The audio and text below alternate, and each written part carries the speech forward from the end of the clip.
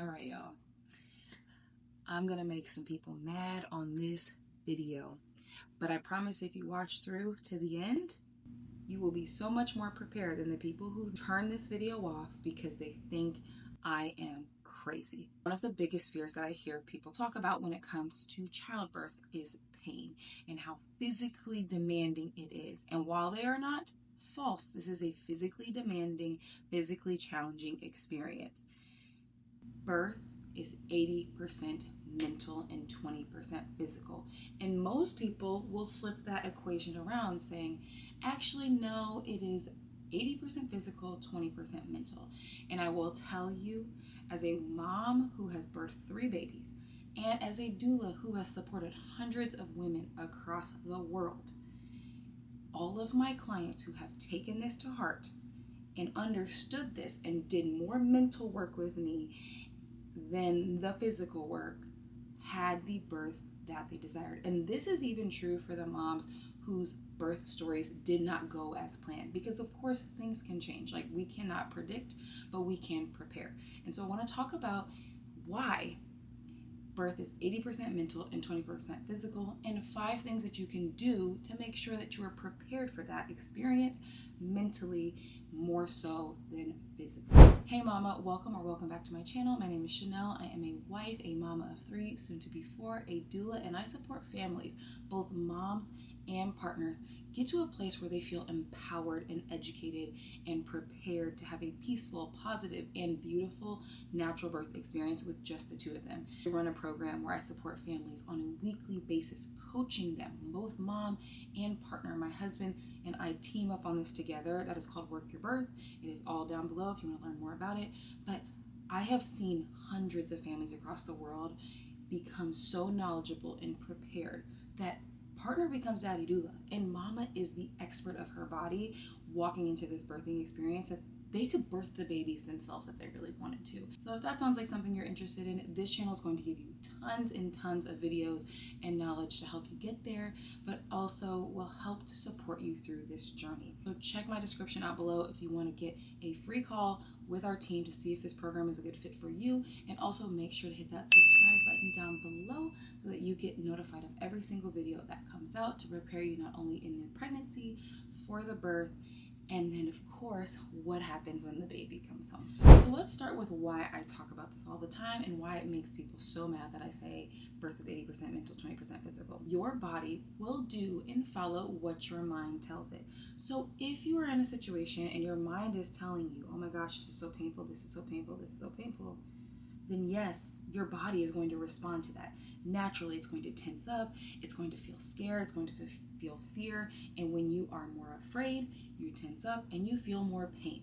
The best example that I can give is a car accident, and this is literally parallel to your birth experience.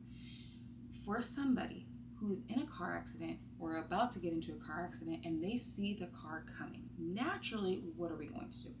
We're going to grip the steering wheel. We're going to get really tense, try to avoid it, try to fight it, try to get away from it. But this car we see is coming at us, maybe head on, maybe on the side, and we're trying to get around it as much as possible. We're tensing up. So when that impact happens, naturally, those people end up getting more hurt in a car accident. Maybe that was you. Maybe you got into a car accident, you saw it coming, you tensed up, maybe you had broken bones, maybe you had something happen that you had to start going to physical therapy for, like you got injured and it hurt you.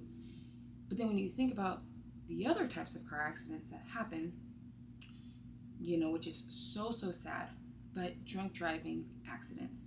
When a drunk driver hits a car, or if you don't even see the car coming, what you tend to hear a lot from these situations is when a drunk driver hits a car, most of the time that drunk driver walks away unharmed, and the person who was in the other car, who probably saw it coming, is the one who's more injured. The reason that the drunk driver most likely didn't have as many injuries is because their body was just going with the flow of what was going on. They had no fear, they didn't anticipate what was coming, they weren't even afraid of what was coming even if they saw it, because their body was so loose and their mind was so relaxed in that moment that their body just went with the flow of whatever was happening with the car. So it was not fighting what was going on. It was literally moving with what was happening. And unfortunately, in those moments, we see more drunk drivers walk away from those situations unharmed than the person on the other side. But this is the same thing that happens in labor. When you are fighting the contractions, when you are fighting what's going on, when you are anticipating something, you're fearing something because it's about to happen, you feel the contraction coming on, you start to try to fight it or resist it, it begins to be more painful. When you go with the flow, you ride the wave of contraction, you're not afraid of it, you just accept what it is and you move with it, that is when you hear women talk about birth being pain-free. And as somebody who's experienced a painful birth and a pain-free birth, those were the two distinct differences that were true for me. I was fighting and resisting and tightening up and tensing up when my contractions were happening in one situation, and with the next one I just flowed with it because I wasn't afraid of it. I just accepted it and I moved with it. And so when I talk about birth being 80% mental, 20% physical, it is, what is your brain telling you? What did you prepare for? Are you afraid of this experience, or are you excited about this experience? Are you going with the flow of this experience, or are you fighting this experience? Birth can still be intense, but there's a difference between intensity and pain. Pain is something that tells us that something is going on in our body that is wrong. But that only usually is true if you are in tune with your body, or if you know something doesn't feel right because you're knowledgeable of what should be happening. And that is a very important cue to have, okay? Like, if something is painful, we do want to pay attention to that. But if it's painful because you're afraid, because you're resisting, that's a difference than labor being intense. In my pain-free birth, my labor contractions were intense. Like, it wasn't just a walk in the park. They were still intense, but I wasn't afraid of them, so it didn't hurt. It wasn't painful. It was just intense. And so I want to give you 5 different tips on what you can do to help yourself be more mentally prepared for this experience, so that if you do desire to have a pain-free experience, or you just want it to be more manageable, that it can be that for you, and we do not have to feed in to scary negative birth experiences that are out there that talk about how difficult and painful and excruciating birth is, because that's just not how my community, my clients, that's not how we experience birth. And I do want you guys to have that experience. So the first thing that you have to do to prepare mentally is that you have to address your fears. If you have not addressed your fears, we're not getting anywhere. Those fears are most likely going to come up in labor, and then you're going to get afraid, you're going to tense up, and then you're going to feel more pain, and then it's just going to keep going in a cycle. And if you don't address those fears while you're pregnant, hopefully with somebody who's a professional who can support you through that, it's going to be really hard to be fearless, and it's going to be really hard to embrace what's happening, because if you anticipate something happening because of all the stories that you've heard, because of what your provider has told you, because of statistics, like whatever the case may be, there's a good chance that that will come up in labor, and that's the last time you want it to come up. You want to be able to work through that fear so that it no longer has power over you in pregnancy, so that it doesn't have power over you in labor. So you have to first address and be honest with yourself what fears exist. And that's true for your partner too, because if you're super confident but your partner is looking at you in labor like, oh my gosh, what's going on, and you're looking at your partner, now you're going to feel afraid, because you're like, why are you afraid? I'm cool. I'm connected with you emotionally, but you look scared, so I feel like I should probably be scared right now. Like, that feels weird. So both of you have to address your fears very early on so you can work through them in order to become fearless when it comes time to birth. The second thing that you need to know when it comes to mentally preparing for birth is that you need to understand the facts. You need to understand the birthing process. If you are super afraid of tearing, then it's probably a good idea that you start to learn how to prevent tearing. One of the things that you'll learn when you start to understand this process, and hopefully somebody will be teaching you this, is that work on your pelvic floor, and how you push in your pushing position is going to be extremely crucial if you want to prevent yourself from tearing. But if you don't know that, there's a good chance that you're going to go into your labor. Your provider's going to say you're 10 centimeters. Let's get on the bed and push. You're going to push on your back, and you're going to hold your breath and count to 10.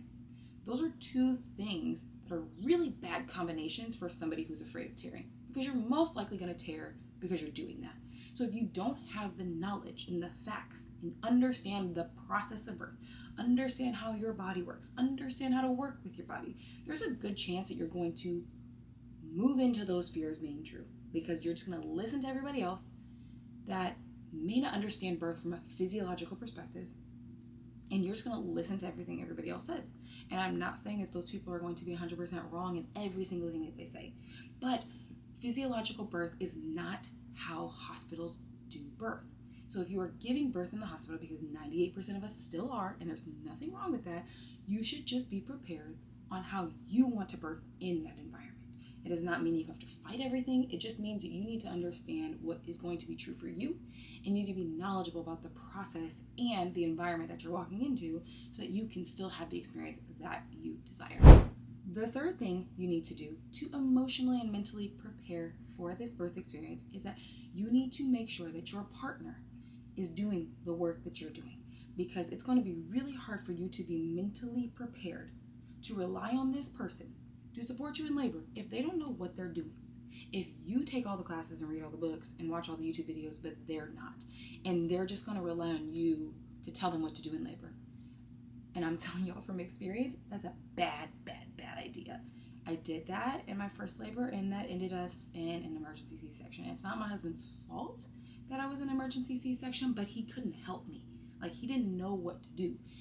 When my brain turned off, which it should for you in labor, you should get to a place where your brain can turn off and your body just does the work, because you're so emotionally and mentally prepared that you just go with the flow.